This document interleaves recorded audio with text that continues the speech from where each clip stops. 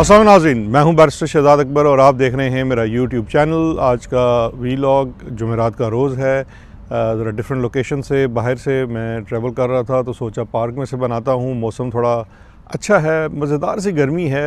दर्जा हरारत कोई तकरीबन 28-29 के करीब है। इसे हम मज़ेदार गर्मी कह सकते हैं। धूप में थोड़ा तंग होते हैं बगैर, लेकिन पाकिस्तान में तो आप जानते हैं गर्मी हरगिज़ मज़ेदार नहीं होती। यहाँ पे चूँकि सर्दी बहुत लंबी होती है तो जो गर्मी पड़ती है वो शुरू में तो बड़ी मज़ेदार लगती है। अगस्त की गर्मी थोड़ी सी तंग करती है। बहरकैफ आज के वीलॉग की तरफ चलते हैं। आज दो बड़ी ख़बरें हैं, उनके ऊपर बात करनी है। सबसे बड़ी ख़बर तो आप जानते ही हैं और उसके ऊपर बात, तबसरा और कुछ इंसाइट्स आपसे ज़रूर शेयर करेंगे, और वो जनाब सदर ट्रंप की पाकिस्तान के जो चीफ़ मार्शल लॉ एडमिनिस्ट्रेटर कह लीजिए या फील्ड मार्शल कह लीजिए, आसिम मुनीर साहब से मुलाकात। बड़ी लंबी मुलाकात है, उसका हवाला आपसे बयान करेंगे।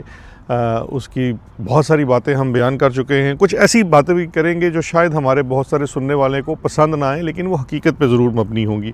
फिर इसके साथ साथ इस्लामाबाद हाई कोर्ट से आज जो जजेस ट्रांसफ़र केस है इस्लामाबाद हाई कोर्ट का, उसका फ़ैसला भी आ चुका है। फ़ैसला वही है जो मुतवक्के था। फ़ैसला तो अपारे में लिखा गया, लेकिन उस फ़ैसले के क्या वजूहात थी और क्यों इस तरह का फ़ैसला आया, उस पर भी थोड़ी सी बात करेंगे। सबसे पहले बात शुरू करते हैं वाशिंगटन से। जो जिस तरह से कल ख़बरें आई थी, वाशिंगटन में जनाब आसिम मुनीर साहब की जो है वो मुलाकात कल हुई सदर ट्रंप के साथ। मुलाकात जो थी वो 1 घंटे के लिए शेड्यूल थी, और वो मुलाकात जो है इस वक्त ISPR के एलामिये के मुताबिक भी तकरीबन 2 घंटे तक जारी रही। और हमने वैसे कुछ और अपने सोर्सेज से भी चेक किया, और हैरत अंगेज़ तौर पर इस दफ़ा ISPR को झूठ नहीं बोलना पड़ रहा, वो बिल्कुल सच कह रहे हैं। बिल्कुल ये मुलाकात जो है ये तकरीबन 2 घंटे तक जारी रही। बहुत ज़्यादा खुशी में हैं, बहुत ज़्यादा जिसे कहते हैं ना समा नहीं रहे, फूले हुए हैं। एक तो हम जो है ना नेचुरली फूले हुए हैं, लेकिन इस वक्त आसिम मुनीर साहब हमारे फील्ड मार्शल जो हैं वो इंतहाई इस वक्त खुशी के आलम में हैं। उनकी कहते हैं ना कि किसी जगह पाँव टिक नहीं रहे हैं, और वो अपने करीबी तरीन हल्का अहबाब को कह रहे हैं कि देखो भारत के साथ साथ ये मार्का भी मैंने मार लिया, अमेरिका वाला। और इस मार्के को फील्ड मार्शल साहब जो हैं अपने करीबी लोगों को समझते हैं कि मैंने इमरान ख़ान को मात दे दी। ये उनका कहना है अपने करीबी तरीन लोगों से, और थोड़ी सी आगे चलकर बात करेंगे कि वो ये क्यों बात कर रहे हैं और इसमें कितनी सच्चाई है या नहीं है। अच्छा जी, ये जो मुलाकात हुई, इस मुलाकात के अंदर एक चीज़ तो जहन में रखिएगा कि इस मुलाकात के अंदर जो लोग शरीक थे ISPR के एलामिये के मुताबिक और वाइट हाउस की इंफॉर्मेशन के मुताबिक, अमेरिका की तरफ से जो लोग शामिल थे, एक तो मार्क रूबियो जो उनके फॉरेन मिनिस्टर और वज़ीर ख़ारजा आप कह सकते हैं उनको, और नेशनल सिक्योरिटी एडवाइज़र भी हैं, और उसके साथ जो वहाँ पे स्टीव विटकॉफ भी मौजूद थे। ट्रंप के अलावा 3 लोग थे अमेरिका की तरफ से जो हायर रैंकिंग हैं।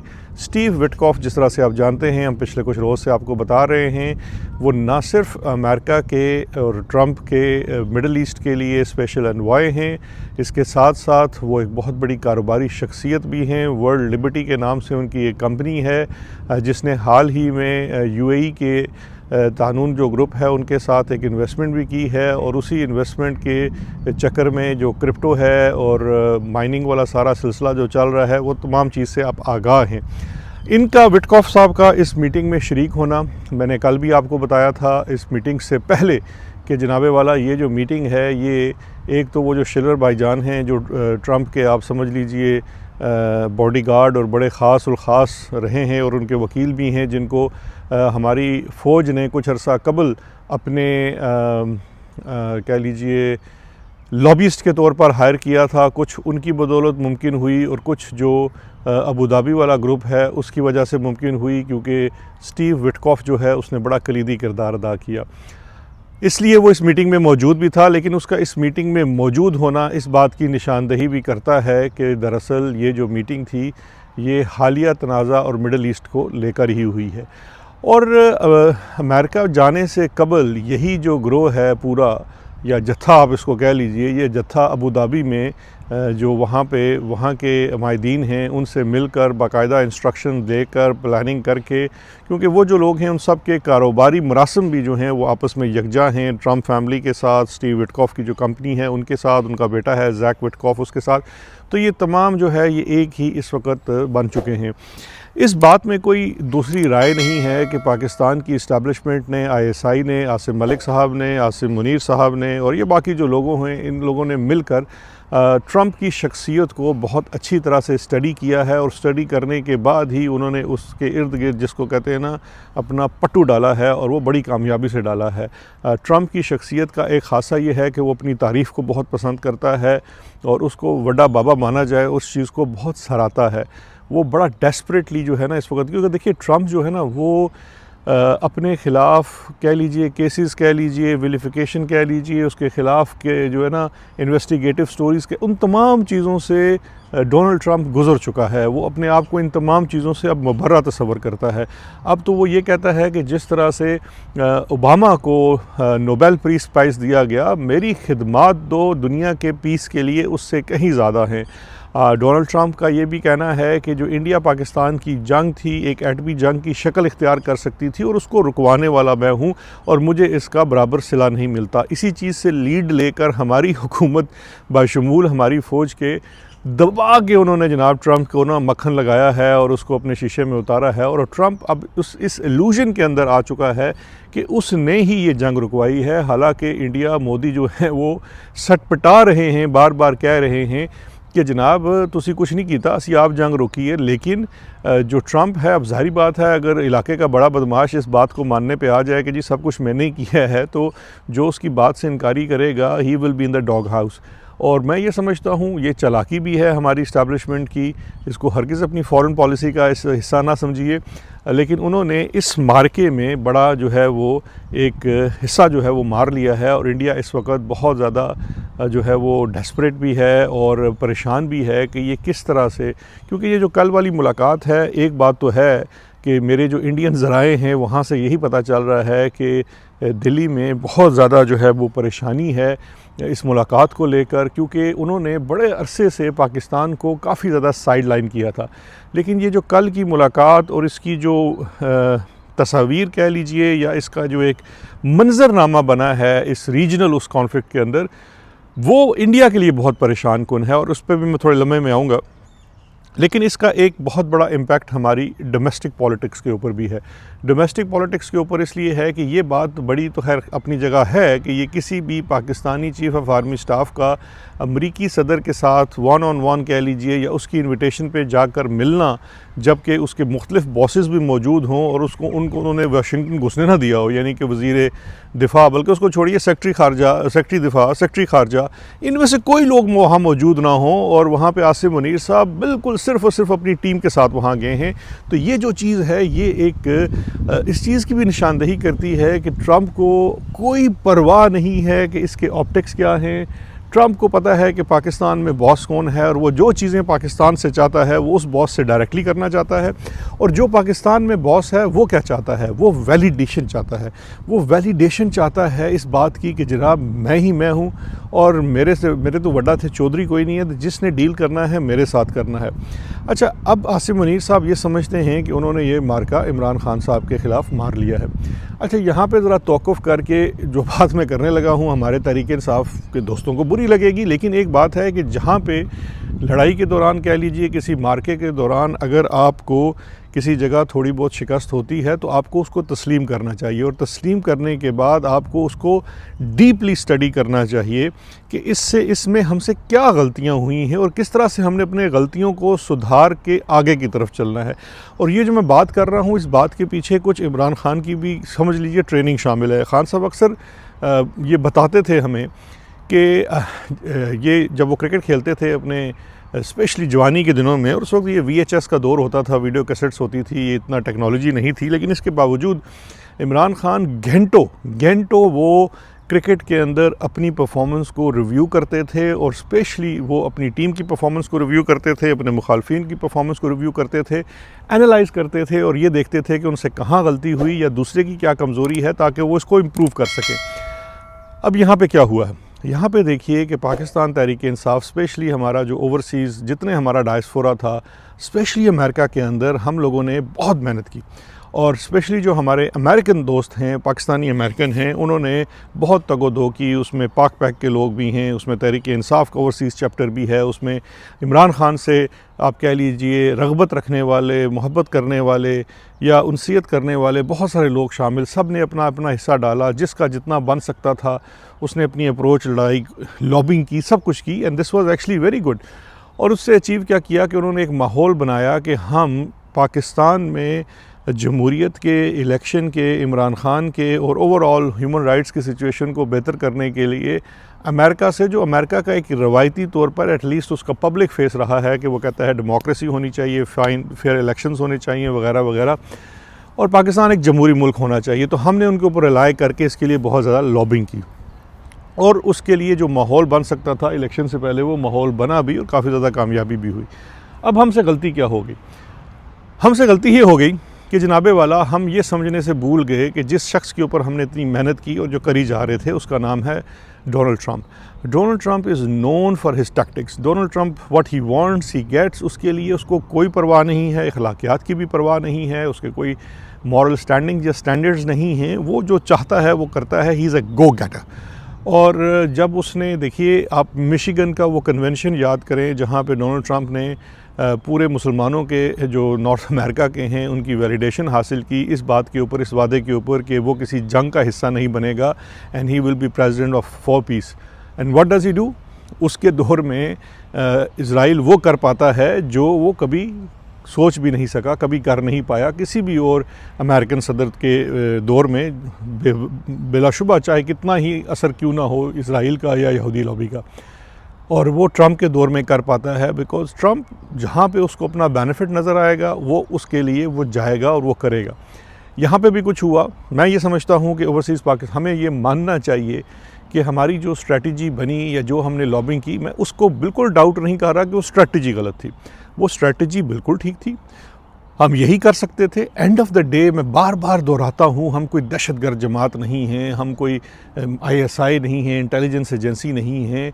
हम आम शहरी हैं जो कि पॉलिटिकली जो इंगेज्ड हैं। हम पॉलिटिकली इंगेज करते हैं, हम मुजाहरा करते हैं, प्रोटेस्ट करते हैं, पॉलिटिकली जाके लोगों से इंगेज करते हैं। इसके अलावा हम कुछ नहीं कर सकते। ना हम हथियार उठा सकते हैं, ना हम बड़े बड़े लॉबियस्ट हायर कर सकते हैं, ना कुछ कर सकते हैं।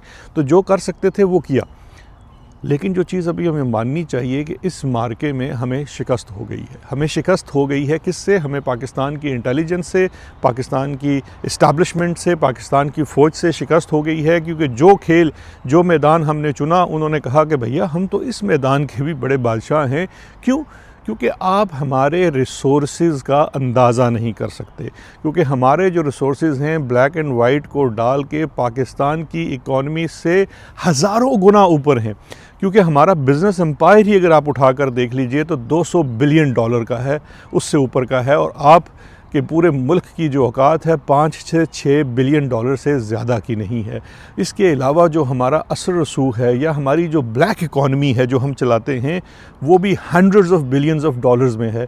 तो आप हमारे आगे क्या बेचते हैं? हम आप ही के टैक्स के पैसों से $2 लाख माहाना के ऊपर बंदों को हायर करेंगे और ट्रंप को हम अपनी जेब में कर लेंगे। फिर उसके बाद चूँकि we are an army for hire, we are gun for hire, हम जाएंगे मिडल ईस्ट में अपने शेखों से बात करेंगे, उनका भी वो जो है कंधा इस्तेमाल करेंगे, वो हमारे कंधे के ऊपर हाथ रखेंगे और हम ये ट्रंप को नरम कर लेंगे। आप फिक्र ना करें। And this is exactly what they have done and they have achieved that. Let's admit this. और ये जान लीजिए, ये समझ लीजिए कि ये हो गया है। ठीक है जी। अब जो फील्ड मार्शल साहब हैं, ही इज़ वेरी कंफर्टेबल। उन्होंने ट्रंप के जो बाकी के 4 साल हैं, 3.5 साल हैं, वो उनके बड़े आराम से गुजरेंगे। खित्ते में जो कुछ होने जा रहा है वो भी आने वाले आप दिनों में देखेंगे कि क्या कलीदी। मैं ये कल बात कर चुका हूँ कि जो किरदार इन्होंने अदा करना है वो किरदार किस चीज़ का है? वो किरदार होगा इराक़ सॉरी ईरान की जंग के अंदर और वहाँ जो रजीम चेंज है उसके अंदर बड़ा कलीदी किरदार अदा किया जाएगा। फोर फ्रंट के ऊपर ISI होगी। ये जो मीटिंग हुई है ना 2 घंटों की, ये इसलिए नहीं हुई कि उनको हमसे कोई अड्डे चाहिए। अड्डे तो उनके पास पहले से शमसी है, दूसरी बेसिस हैं, बेशक वो मिडल ईस्ट के नाम के ऊपर हैं, वहाँ से वो जो उड़ाना चाहें उड़ा सकते हैं। अड्डों की इतनी उनको ज़रूरत भी नहीं है, क्योंकि अड्डों की मद में उनके पास जो उनके बेड़े हैं वो वहाँ पे ही उनके लिए काफ़ी हैं ईरान से निपटने के लिए। That is not the case. They need ISI's intelligence. उनकी जो कह लीजिए कि ईरान के अंदर इन्फ्लुएंस इस्तेमाल हो सकता है, और फिर कांदा CIA जाकर ख़ुद से वहाँ रजीम चेंज जो है वो नहीं कर सकता। CIA बैक पे होगा। ये वही 80 की दहाई वाला है कि रशिया को गिराने के लिए ISI फ्रंट पे था और बैक पे ISI था। इस दफ़ा भी ईरान में रजीम चेंज करने के लिए, खमेनी के ख़िलाफ़ लोगों को खड़ा करने के लिए ISI को इस्तेमाल किया जाएगा। फ्रंट पे वो होगा, मुसलमान लोग होंगे, हो सकता है अहले तशीय्युह को इस्तेमाल किया जाए। वो जाएंगे और वो ईरान के अंदर बहुत ज़्यादा इनके लिए जो है ना वो काम करेंगे। और इससे क्या होगा आप जानते हैं, हमारी जो फ़ौज वाले हैं माशाल्लाह, ISI वाले हैं, वो बड़े प्रोफेशनल लोग हैं। They will get paid for this and they will become rich. और कल आप देखेंगे कि अमेरिका के मुख्तलिफ़ जगहों में, बरतानिया में, ये जब रिटायर होंगे आएंगे अयाशी करेंगे। So this is the game. अच्छी अब इस सब चीज़ों को समझ के, और ये पूरी बात करने का मकसद हरगिज़ ये नहीं है कि हम डिसार्ट हो जाए। देखिए, जब से ये अमेरिका की लॉबिंग शुरू थी, Imran Khan is the only person जिसने इस पर बहुत ज़्यादा रिलाई नहीं किया। इमरान खान तवातर के साथ कह रहा है कि पाकिस्तान में जो होगा, यहाँ पे जो तब्दीली आएगी, हकीकी आज़ादी आएगी, वो पाकिस्तानियों के खड़े होने से आएगी। और पाकिस्तानी कैसे खड़े होंगे? वो जो हमारे गंडापुर साहब आते हैं कि जी हम बंदूकें लेके आ जाए, नहीं, ये आप नहीं करेंगे। आपने अपनी स्ट्रगल जारी रखनी है जमहूरियत के लिए, हकीकी आज़ादी हासिल करने के लिए। 2-3 साल की स्ट्रगल कुछ मानी नहीं रखती। हो सकता है हमें ये स्ट्रगल अगले 5 साल करनी पड़े, अगले 10 साल करनी पड़े, और करने को हो सकता है 6 महीनों में इसके नतीजे निकल आए, हम नहीं जानते। जब आप स्ट्रगल कर रहे होते हैं ना, आप उसके ऊपर टाइम लाइन नहीं दे सकते कि हमें स्ट्रगल करनी है। लेकिन हमें तारीख़ के सही रुख पे और सही जगह पर खड़ा होना है। पाकिस्तान तहरीक इंसाफ, चाहे इमरान खान अकेला भी रह जाए, चाहे इमरान खान अकेला भी रह जाए, मेरा ये ईमान है कि इमरान खान अपनी पोजीशन से नहीं हटेगा। बिलाशुबा आज हमारा फील्ड मार्शल कितना ही ताकतवर क्यों ना हो जाए, internationally and domestically, it does not matter. जब तक पाकिस्तान की आवाम की दिलों के अंदर इमरान खान की जो हकीकी आज़ादी की जंग है, उसकी जगह है, उसका बीज पड़ा हुआ है, चाहे आज वो खामोश क्यों नहीं है, ये तब्दीली आएगी। क्योंकि कोई भी चीज़ सदा के लिए नहीं होती। इस चीज़ के ऊपर सिर्फ इतनी ही चीज़ जहन में रखिएगा। अब थोड़ी सी आखिर में मुख्तसर बात कर लेते हैं। जो फ़ैसला हुआ है मुख्तसर, ये जो ये इस्लामाबाद हाई कोर्ट के अंदर जो जजेस का ट्रांसफ़र का केस था, ये बड़ा ही रला मिला फ़ैसला हुआ है। और जो रला मिला फ़ैसला आप ये समझ लीजिए कि 5 का बेंच था, 3-2 से फ़ैसला हुआ कि जनाब जो कायम मकाम जज है वो कायम मकाम ही रहेगा, और ट्रांसफ़र जो है वो कब हो सकती है, नहीं हो सकती, और जजेस की सीनियरिटी कैसे होगी, इसका फ़ैसला सदर साहब करेंगे। ये अदालत नहीं कर सकती। यानी कि अदालत ने तशरीह करनी थी, उन्होंने तशरीह नहीं की, और इसका फ़ैसला करने का काम उन्होंने सदर को दे दिया। सदर कैसे करेगा भाई? सदर तो जो है उसका अपना कोई इख्तियार नहीं है। सदर तो हमारे आइन के मुताबिक एडवाइस पे चलता है प्राइम मिनिस्टर की। अब वो प्राइम मिनिस्टर की एडवाइस क्या है? वो फेडरल गवर्नमेंट की एडवाइस है, जो कि इंतज़ामिया एग्जेक्टिव का हिस्सा है। यानी कि हमारी सुप्रीम कोर्ट ने ये बता दिया है कि जजेस ने क्या करना है, क्या पहनना है, क्या खाना है, और क्या फ़ैसला देना है, इसका फ़ैसला इंतज़ामिया करेगी। तो ये एक बड़ा ही, जिसे कह लीजिए कि एक वीक किस्म का और 2 नंबर किस्म का फ़ैसला है। अब ये किया क्यों गया है? ये किया इसलिए गया है कि ये फ़ैसला करके तमाम मामला जो है इस वक्त पेंडेंसी में डाल दिया गया है। क्योंकि ये बात तो सुप्रीम कोर्ट भी समझती है कि कानूनी और आइनी तौर पर जो वो करना चाह रहे हैं वो हो नहीं सकता। अब होगा क्या? 2-4-6 महीने सदर लगा देगा, हो सकता है फ़ैसला ना करे।